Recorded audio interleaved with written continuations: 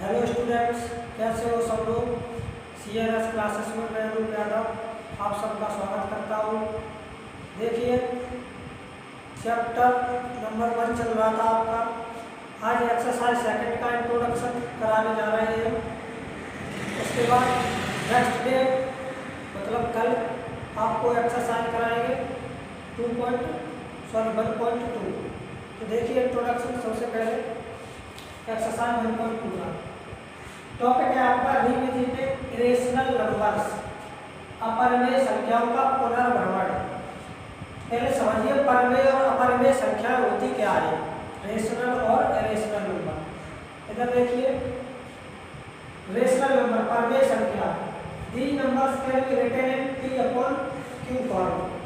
परिमेय संख्या वो होती है जो P/Q के रूप में लिखी जा सके। इन संख्याओं को P/Q के रूप में लिखा जा सकता है। P/Q के फॉर्म में जो नंबर लिखे जा सकते हैं उन्हें क्या बोलेंगे, रेशनल नंबर्स बोलेंगे। इरेशनल नंबर्स क्या होते हैं, अपरिमेय संख्या क्या होती है, इन संख्याओं को P/Q के रूप में नहीं लिखा जा सकता। The numbers which can not be written in the P/Q form is known as irrational numbers. जो लिखे नहीं जा सकते वो इरेशनल और जो लिखे जा सकते हैं वो रेशनल नंबर्स। देखो, कुछ क्वेश्चंस जो बन सकते हैं, MCQ भी बन सकते हैं। कैसे पूछ सकता है एग्जामिनर, द सम और difference of rational and irrational number is irrational. क्या से समझो, जो सम होता है योग और अंतर, इरेशनल और रेशनल मतलब परिमेय और अपरिमेय संख्याओं का योग करें या उनको घटाएं आपस में, तो हमेशा कैसा आएगा, इरेशनल नंबर आएगा। क्या अपरिमेय संख्या आएगी, कैसी आएगी, अपरिमेय संख्या। सेकंड, जैसे एग्जांपल √2 क्या है, इरेशनल नंबर है, और 1 क्या है, रेशनल नंबर है। तो इनको दोनों को सब्ट्रैक्ट कर रहे हैं तो इरेशनल आ रहा है, क्या इरेशनल। ऐसे ऐड कर रहे हैं तो भी इरेशनल आ रहा है।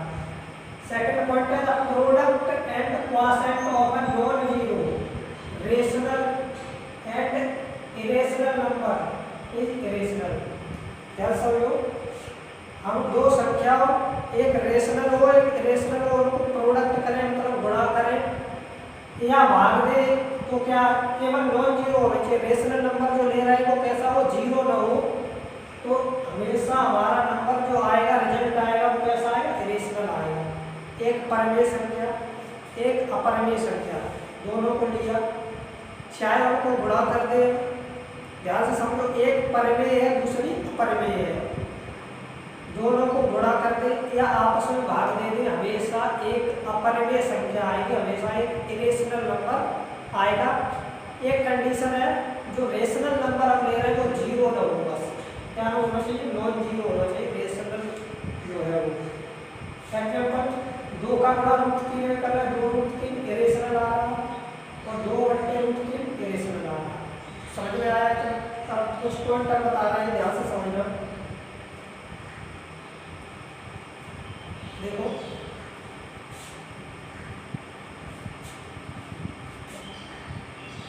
रेशनल नंबर Rn मतलब रेशनल नंबर परिमेय संख्या प्लस रेशनल नंबर हमेशा क्या आएगा, रेशनल आएगा। क्या आएगा, rational.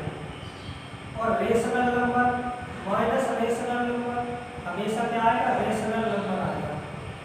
Rational number multiply rational number हमेशा क्या आएगा, रेशनल नंबर ही आएगा। और rational number divide by rational number हमेशा क्या आएगा, रेशनल नंबर आएगा। ध्यान से समझो, परिमेय संख्या को परिमेय से जोड़ेंगे तो भी परिमेय में से परिमेय संख्या घटाएंगे तो भी परिमेय संख्या आएगी। परिमेय संख्या को परिमेय संख्या से गुणा करेंगे तो भी परिमेय, और भाग देने पर भी परिमेय संख्या आएगी। आप इतना नोट कर सकते हैं। देखिए, एक irrational number plus rational number करेंगे तो हमेशा रिजल्ट हमारा इरेशनल आएगा। अपरिमेय संख्या प्लस परिमेय संख्या बराबर अपरिमेय संख्या, irrational number minus rational number, तो क्या आएगा, इरेशनल नंबर आएगा। Irrational number multiply irrational number, तो हमेशा क्या आएगा, इरेशनल नंबर ही आएगा। कैसा आएगा, इरेशनल नंबर आएगा। कैसा आएगा, इरेशनल आएगा। लेकिन ध्यान रखना कब आएगा, जब ये 0 के इक्वल ना होना चाहिए। जो रेशनल है, जो परिमेय है, उसमें 0 के इक्वल ना हो तो ही इरेशनल। अगर ये 0 रख दिया तो रेशनल आ जाएगा। आंसर 0 और 0 कैसी होती है, रेशनल नंबर होता है 0, परिमेय संख्या होती है 0। ठीक है, ऐसे ही irrational number upon rational number बराबर इरेशनल नंबर आया। कंडीशन क्या है, वही कंडीशन है 0 के इक्वल रेशनल नहीं होना चाहिए। ठीक है, आगे देखिए,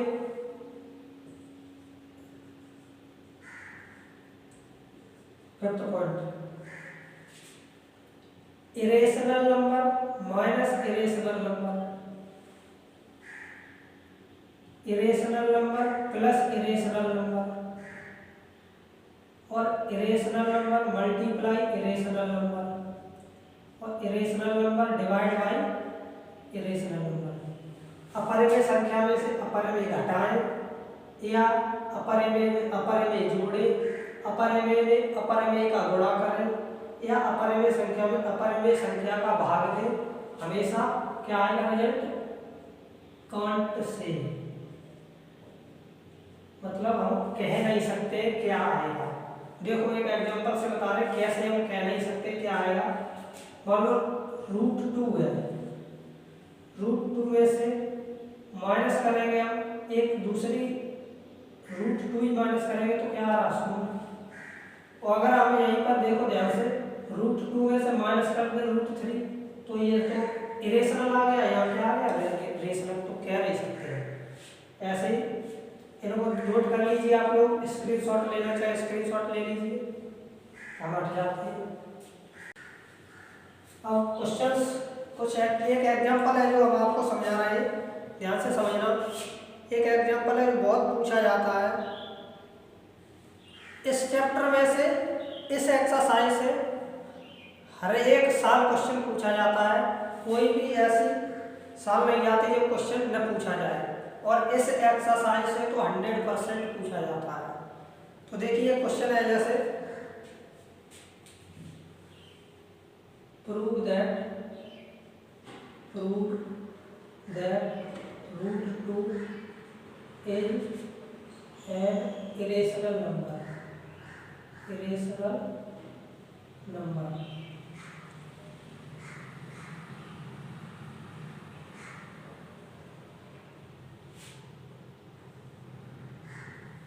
क्या प्रूव करना है, prove that √2 is an irrational number. ध्यान से समझिए, √3 पूछ सकता है, √5 पूछ सकता है, √7, √11 कुछ भी पूछ सकता है। सिद्ध करिए कि √2 एक अपरिमेय संख्या है। तो हम कैसे सिद्ध करेंगे, देखो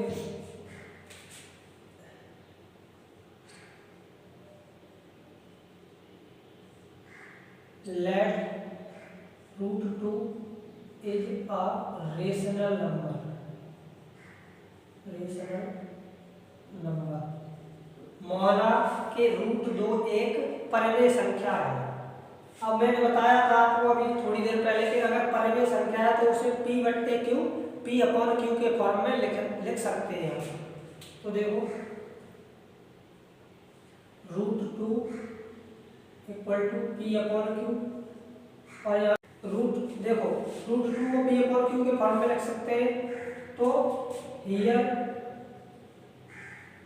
P and Q doesn't have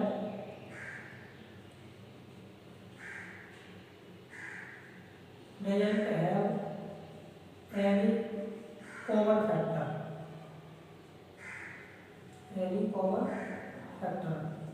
P/Q के फॉर्म में लिख सकते हो। P और Q के कोई भी कॉमन फैक्टर नहीं है।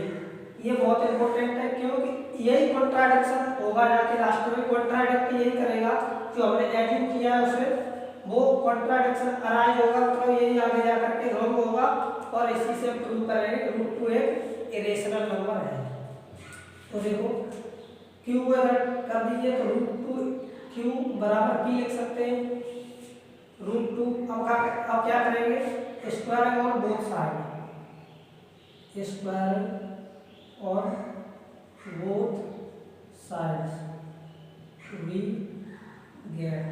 दोनों तरफ वर्ग करने पर हमने पाया, दोनों तरफ वर्ग करेंगे तो क्या आ जाएगा, 2q² बराबर p²।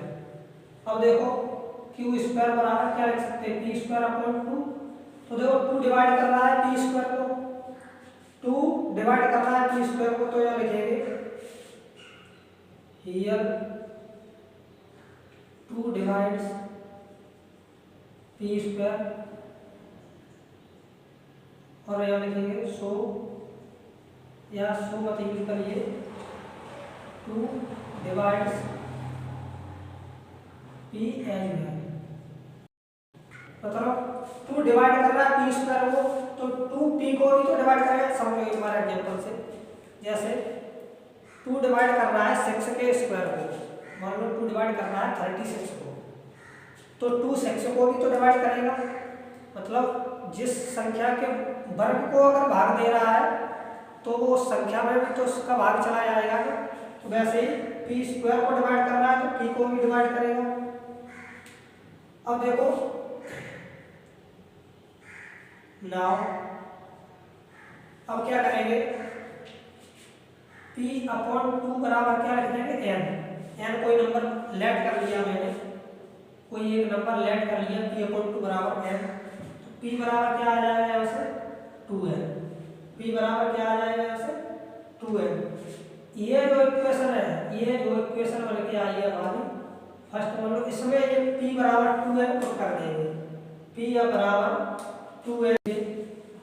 डिस्टर्बेंस के लिए माफी चाहता हूँ।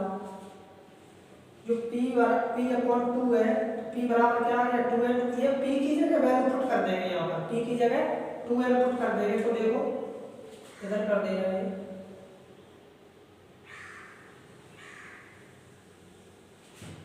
तो देखो 2q² बराबर 2n का स्क्वायर, तो 2q² बराबर 4n²। 2 से देखो 2 टाइम 2 या 4, 2 टाइम्स कट गया, तो q² बराबर 2n²। तो n² बराबर क्या आया, q²/2। यहाँ देखो 2 डिवाइड कर रहा है q² को, सेम लैंग्वेज यही वाली लिख देंगे, 2 divides q², 2 divide q², 2 divide q एज है। अगर q² को डिवाइड करेगा तो 2q को भी डिवाइड करेगा। यहाँ देखो तो इसे क्या लिख देंगे, q² q/2 बराबर m लिख देंगे, m। ये भी लेट कर लिया मैंने नंबर, ध्यान से समझो, थोड़ा थ्योरी है। q/2 तो यहाँ से क्या आया, q बराबर क्या आया, 2n। अब देखो इसे देखो, p बराबर 2n और q बराबर 2n, जब इन्हें कंपैरिजन करेंगे तो देखो p बराबर 2n और q बराबर 2n, कॉमन फैक्टर क्या आ गया, 2 कॉमन फैक्टर आ गया। लेकिन हमें यहाँ क्या माना था, p and q doesn't have any common factor, लेकिन यहाँ पर तो हमें कॉमन फैक्टर मिल रहा है। तो हमारा कॉन्ट्राडिक्शन क्या हो गया, जो हमने एज्यूम किया था वो रॉन्ग हो गया, कॉन्ट्राडिक्ट करेगा। तो हम क्या लिखेंगे, so contradiction is arising, contradiction is arising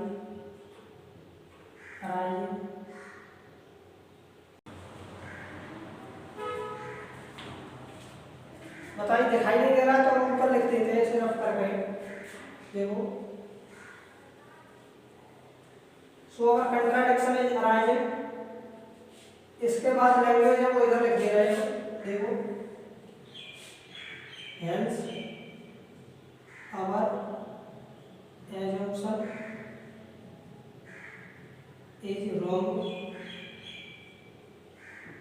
so √2 is an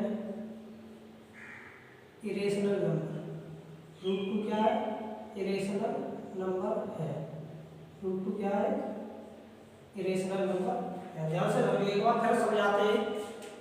theory वाला क्वेश्चन है, थोड़ा एक दो बार करोगे, √3 आप स्वयं ट्राई करना, √5 करना तो आपको आ जाएगा। देखो, prove that √2 is an irrational number. Let कर लिया कि एक ऐसा है, एक रेशनल नंबर है। √2 उसे कैसे रेशनल है तो P/Q की फॉर्म में लिख सकते हैं। और P and Q doesn't have any common factor. P और Q के कोई भी कॉमन फैक्टर, कॉमन गुणनखंड नहीं है। √2 इसे Q को इधर भेजा, √2Q बराबर P, दोनों तरफ भर दिया, 2Q² बराबर P²। Q² की वैल्यू निकाली, P²/2। 2 डिवाइड करना है P² को तो वो P को भी डिवाइड करेगा। P/2 को n मान लिया, लेट कर लिया, n P बराबर 2n। ये वैल्यू उठा करके फर्स्ट इक्वेशन में पुट कर दी। देखो, तो 2Q² बराबर 2n², तो 2Q² बराबर 4n², 2 टाइम्स कट गया, Q² बराबर 2n²। तो n² बराबर कितना है, Q²/2 आ गया। 2 डिवाइड करना है Q² को तो Q को भी डिवाइड करेगा। Q/2 को क्या m लिख दिया। अब देखो Q/2m और P/2n को कंपेयर किया तो कॉमन फैक्टर 2 मिल रहा है, जबकि हमने क्या माना था, कोई भी कॉमन फैक्टर नहीं है। तो हमारी कॉन्ट्राडिक्शन अराइज हो रही है, मतलब जो हमने माना वो विरोधाभास उसमें पैदा हो रहा है।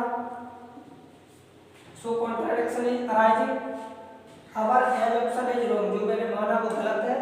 √2 क्या है, इरेशनल नंबर है। Please note it down. Note कर लिया होगा। देखिए, ये था आपका इंट्रोडक्शन एक्सरसाइज 1.2 का। कल एक्सरसाइज आपको कराएंगे।